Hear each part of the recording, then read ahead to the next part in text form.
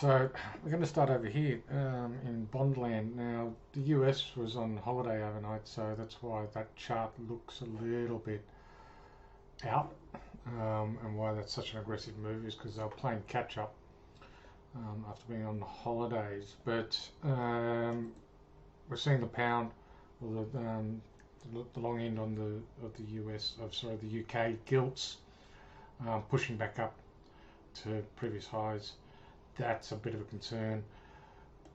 Germany, 7% move, now making new highs and closing a new closing high. That's a bit of a concern. And then obviously US bonds back up to 4%. That too is a bit of a concern.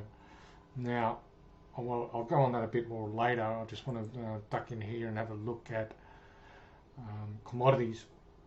And we're seeing that despite the US holiday, commodities are tracking a bit lower in that index, and that's most likely got to do with gold and coal, gas, because oil's off a little bit, but still pretty high comparatively speaking.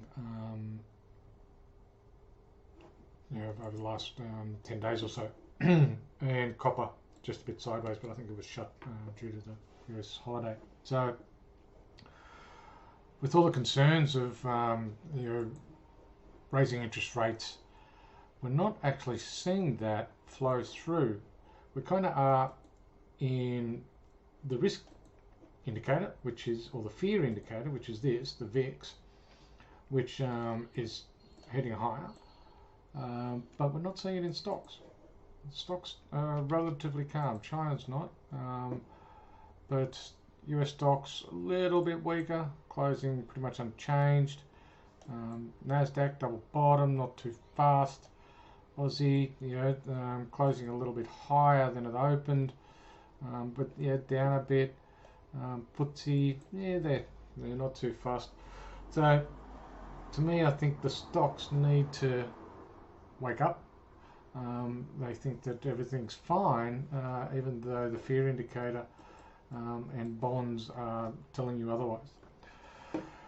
And with the bonds, the move in bonds, we're seeing obviously the US dollar starting to rally again as we head closer to their inflation numbers, which is on the 13th, which Thursday. So bear in mind that that number could make things really interesting if that number is a higher print than expectations.